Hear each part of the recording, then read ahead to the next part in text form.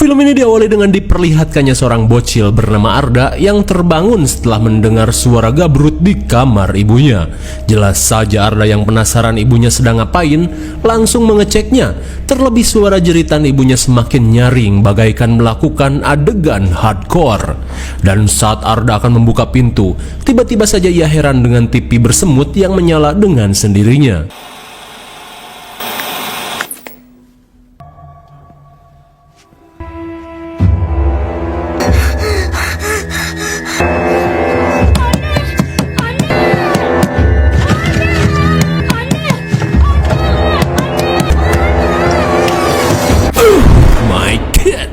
Sontak Arda pun panik saat melihat keanehan yang ia lihat. Ditambah lagi dengan pintu kamar ibunya yang terkunci karena lagi enak ngaduk semen. Kira-kira apa yang sebenarnya terjadi? Sabar, karena film pun baru dimulai.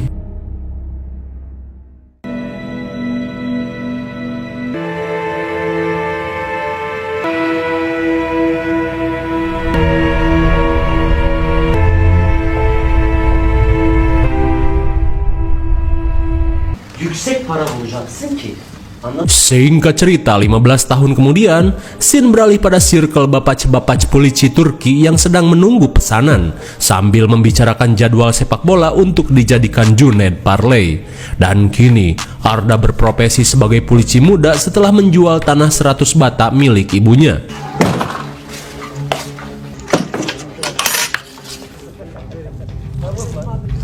Sesaat kemudian, seorang polisi pitak bernama Yapuz merasa heran saat melihat rekannya yang bernama Seifi seperti sedang sakit. Seifi pun berkata jika saat ini migrennya sedang kambuh. Lantas sambil menunggu Seifi membaik, Yapuz menceritakan pengalamannya saat menyewa bondon di aplikasi Hejo. Dan saat menggabrutnya, Yapuz pun kaget saat bondon yang ia sewa ternyata memiliki cacing yang besar. Gözüm amına koyayım ya. Ne yapıyorsun lan? Allah Allah. Yanlış oldu lan. Ya bir getirin ya. Saat asik bercerita, Yapuz si sumbuk pendek tiba-tiba tersinggung dengan seorang pelayan yang ikut tertawa. Ia pun merasa jika pelayan ini menganggapnya sebagai kaum lagi bete. Hayırdır ya? Ne oluyor böyle el kol hareketleri? Ha? Hingga di tengah percekcokan aparat dan rakyat jelata, Seifi yang merasakan mual ekstrim terlihat pergi ke toilet.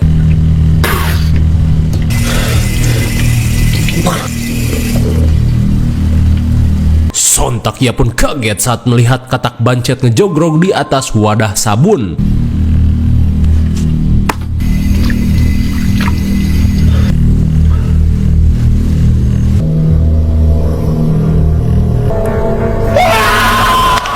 Tiba-tiba saja Seifi histeris saat melihat penampakan hitam di belakangnya.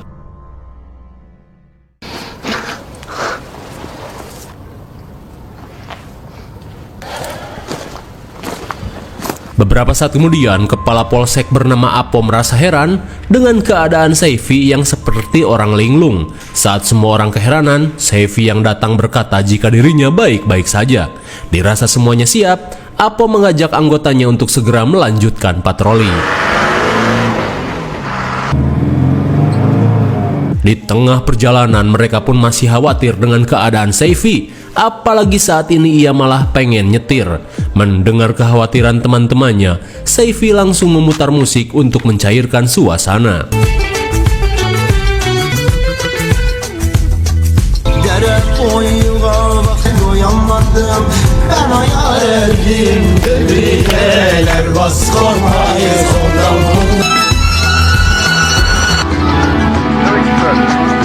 Di tengah asyiknya hiburan bapac-bapac, tiba-tiba mereka mendapat panggilan tugas untuk membantu tim penyidik ke wilayah Kidul, tepatnya di bangunan tua terbengkalai.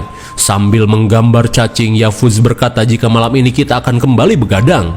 Namun Apo memberitahu anggotanya jika cenah di wilayah itu terdapat sebuah bangunan angker. Mendengar hal itu, Yapuz si paling pemberani tiba-tiba sompral dengan berkata jika ia tidak takut meski harus bertugas ke neraka sekalipun.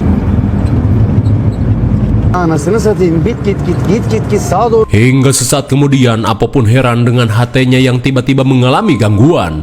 Lalu tiba-tiba Olduğunu hatırlamıyorum da. Sontak Saifi pun kaget saat melihat sosok misterius melintas di hadapannya.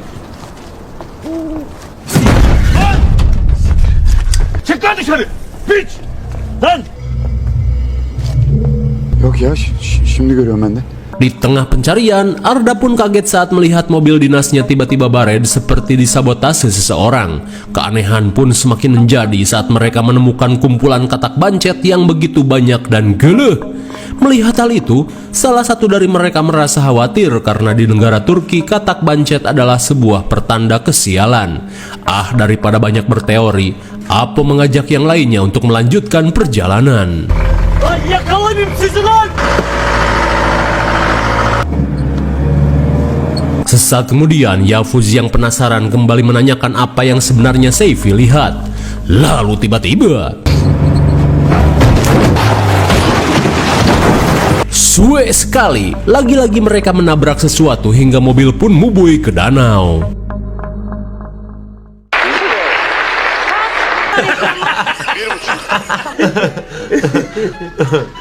Aneh sekali, tiba-tiba saja Arda kembali ke restoran, namun dengan kondisi dan situasi yang berbeda dari sebelumnya.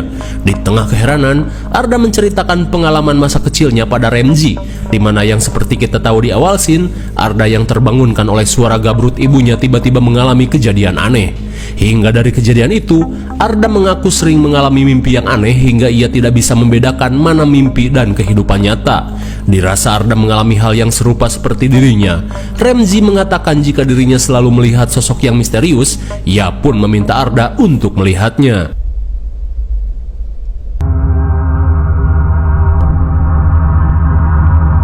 İlk defa benden başka birisi daha görüyor.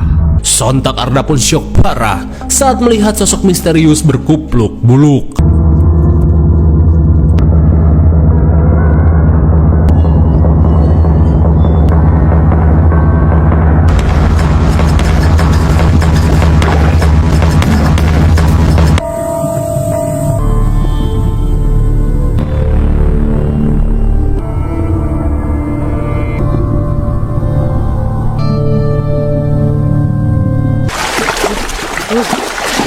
Ternyata semua itu hanyalah mimpi saat Arda pingsan di dalam mobil yang nyungsep.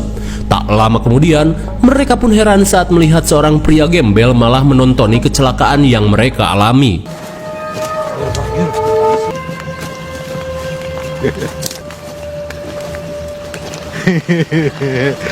Sontak Yavuz pun kesal karena seakan diolok-olok. Di tengah rasa kesal, mereka pun kaget saat melihat keluarga ini akan menyantap seember katak bancet. Melihat keanehan keluarga ini, Apo mengajak rekan-rekannya untuk mengecek keadaan sekitar.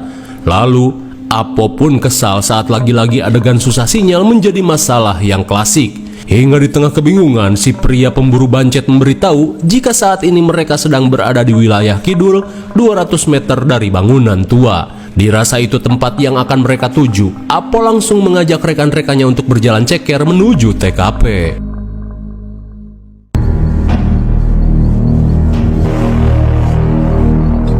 Sesampainya di TKP, mereka yang melihat mobil polisi terparkir merasa yakin jika panggilan tugas tadi berasal dari tempat ini. Dirasa rekan-rekannya sedang berada di dalam, Yavuz mengajak Apo untuk segera mengeceknya.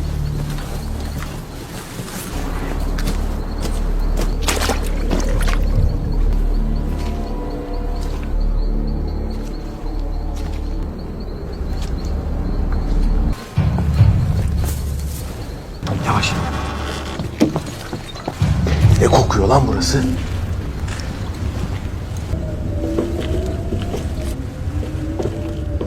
İnsan var mı? Alo!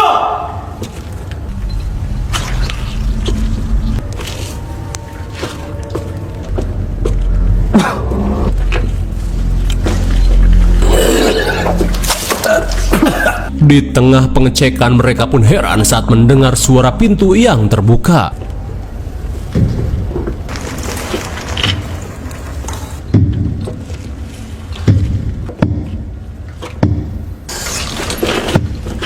Ne oluyor lan? Rupanya suara itu berasal dari salah satu anggota polisi yang bertingkah aneh. Saat dihampiri, mereka pun heran dengan si petugas yang terlihat linglung seperti terkena halusinasi. Akan tetapi tiba-tiba saja petugas ini menunjuk ke arah ruangan lain. Melihat ada yang mencurigakan, Seifi diminta untuk membawa petugas ini keluar, sementara sisanya akan mengecek ruangan basement.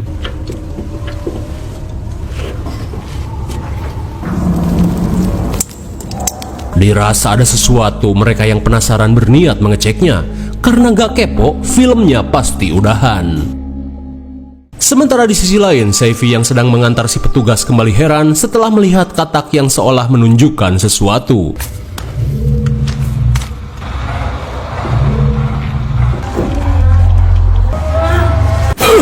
My God, betapa syoknya Seifi saat melihat beberapa sosok berlumuran darah tengah melakukan ritual perkawinan aneh. Lalu tiba-tiba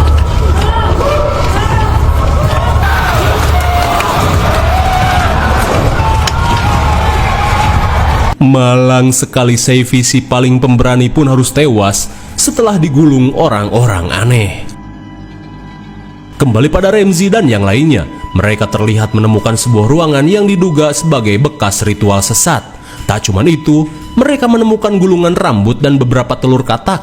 Bahkan terdapat gambar-gambar aneh di tembok yang sepertinya merupakan tutorial melakukan ritual. Setelah melihat hal itu, Arda yang merasa ngeri menyarankan semua orang untuk kembali. Namun di saat itu pula, mereka pun malah teralihkan oleh noda darah yang mengarah ke suatu tempat.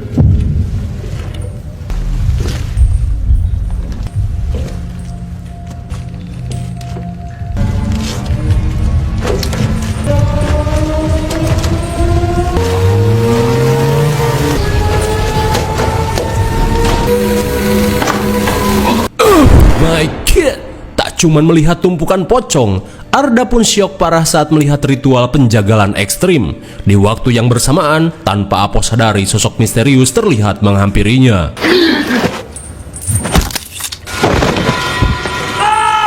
Renyah sekali, Apo si Kapolsek terkapar setelah merasakan migrain ekstrim. Dan akibat teriakan Yafuz, orang-orang aneh ini mulai menyadari keberadaan mereka.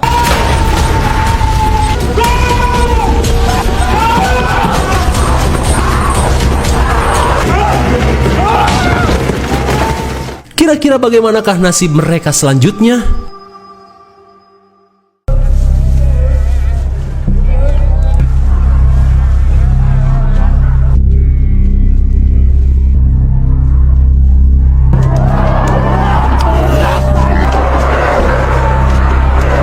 Singkat waktu, Arda yang tersadar langsung panik saat dirinya dan rekan-rekannya sudah tersekap dan seperti akan diritualkan.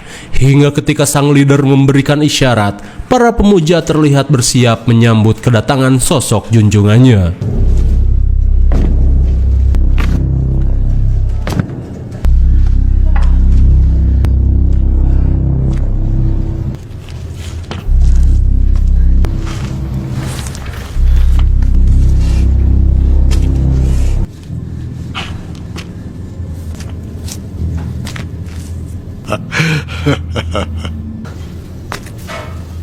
Rupanya sosok aneh bertato lubang kunci di jidat ini bernama Ucil, yang merupakan ketua dari sekte sesat ini.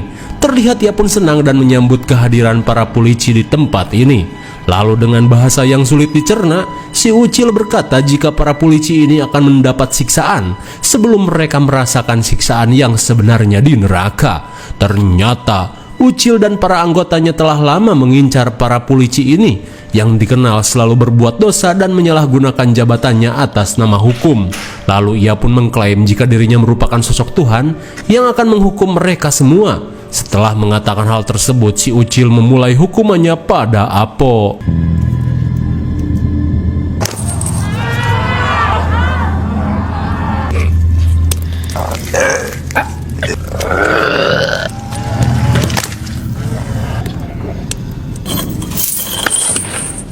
Mengerikan sekali si gendut Apo yang doyan memakan uang hasil tilang harus mendapatkan mules brutal dengan jeroan yang dijadikan tarik tambang. Setelah menghukum Apo, si Ucil mempersiapkan diri dengan membuka jubah karung goni yang ia kenakan. Dan bisa kita lihat, dengan tubuh yang dihiasi gembok kardus pemilu, ia pun bersiap memberikan hukuman pada Yafuz. Setelah menerawang kehidupan Yafuz yang doyan menyewa bondon, Ucil pun berencana menghukumnya dengan kutukan. Tapi sebelum itu Yafuz harus menjalani ritual pemboloran terlebih dahulu. Manyak mısın?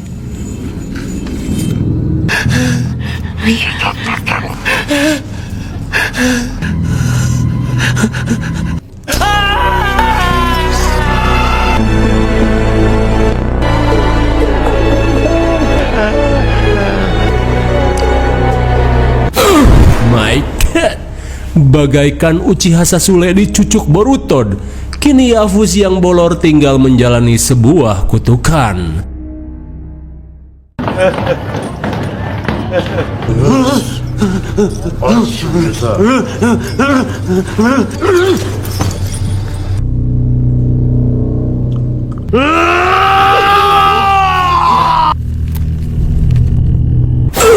My God, mengerikan sekali.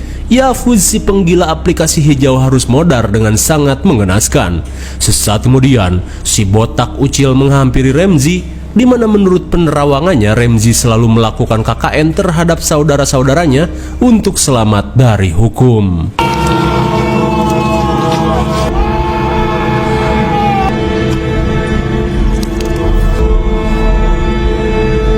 Betapa syoknya Arda saat semua rekan-rekannya tewas mengenaskan.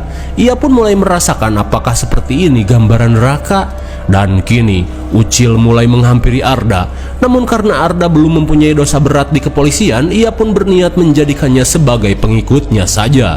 Akan tetapi Arda yang mempunyai kelebihan supranatural tiba-tiba mempunyai sebuah ide.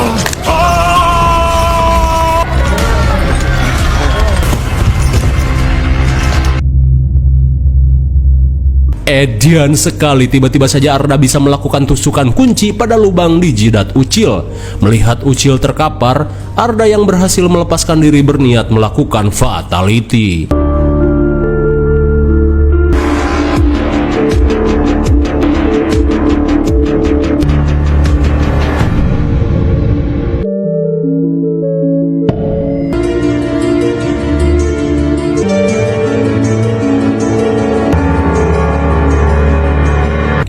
Akhirnya, Ucil si ketua sekte pun modar setelah dirujak bangku berbahan jati. Lantas Arda pun bergegas pergi dari tempat ini.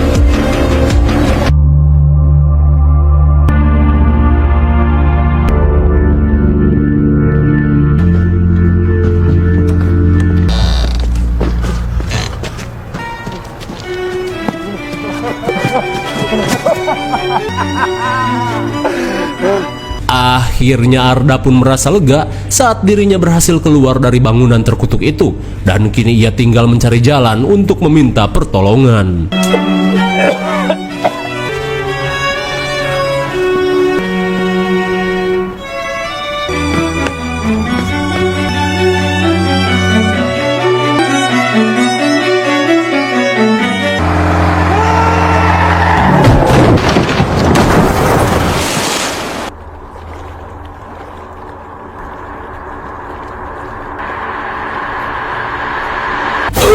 My God, sungguh plot twist. Ternyata sosok yang ditabrak mobil polisi adalah Arda yang terjebak di time looping.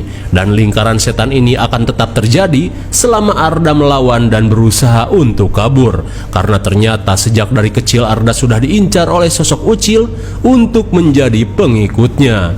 Lalu, film pun sudah berakhir. Bagaimana? Masih bingung? Jadi begini, menurut teori gua, selain para polisi ini ditakdirkan untuk menjalani hukuman, Ternyata sosok misterius yang mereka tabrak di tengah perjalanan adalah Arda yang terjebak di time looping, yang akan membuat mereka mengalami hal yang serupa secara terus-menerus sebelum Arda menyerahkan diri pada sekte itu. Memang film ini sedikit membingungkan dan penuh metafora, tapi gua sudah meringkas dan menjelaskannya sesingkat dan sejelas-jelasnya. IMDb untuk film ini adalah 5,8 dan menurut Sekayang cocok sajalah dengan nilai segitu. Mungkin segini saja review dan pembahasan film Baskin 2015. Jangan lupa like, share, dan subscribe supaya kalian tidak ketinggalan jika ada video menarik lainnya dari Sekayang. Thanks for watching and see you on next video. Bye bye.